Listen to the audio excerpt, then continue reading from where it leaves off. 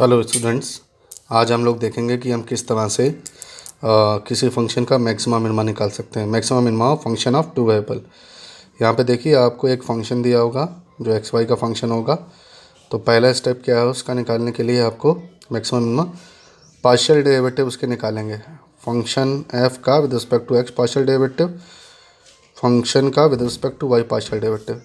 इनको फिर जीरो के इक्वेट करेंगे। यहाँ से दो इक्वेशन बनेंगे, इक्वेशन 1 और ये इक्वेशन 2। एक्स के रिस्पेक्ट पार्शियल डेरिवेटिव उसको जीरो किया, वाई के रिस्पेक्ट पार्शियल डेरिवेटिव उसे जीरो किया। इन दोनों इक्वेशन को सॉल्व करने पर आपको एक्स वाई की वैल्यूज़ मिलेगी, एक्स के करस्पॉन्डिंग वाई की वैल्यू। तो यहाँ आपको क्या मिल जाएंगे, पॉइंट्स मिल जाएंगे इस तरह से।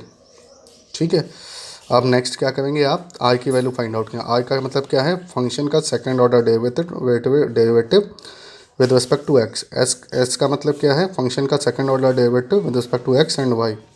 टी का मतलब फंक्शन का second order derivative with respect to Y. फिर आप कैलकुलेट करेंगे, ये एक्सप्रेशन एक्स वाई में होगा, ये भी एक्स वाई में होगा, ये भी एक्स वाई में होगा। Expression are T minus S square compute करेंगे।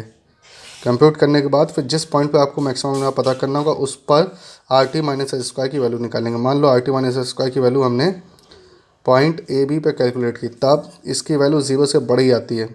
अगर इसकी वैल्यू जीरो से, यहाँ तीन केस हैं, पहला, दूसरा, तीसरा।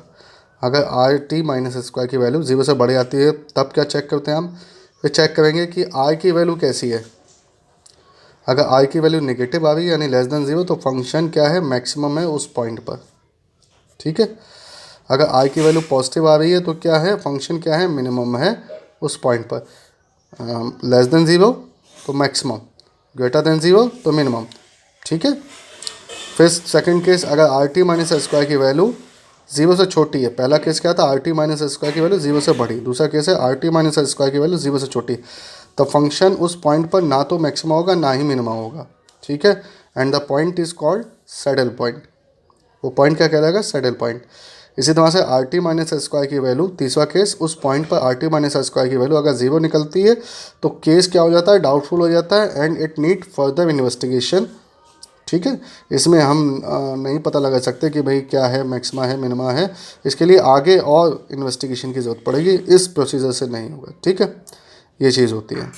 Okay students.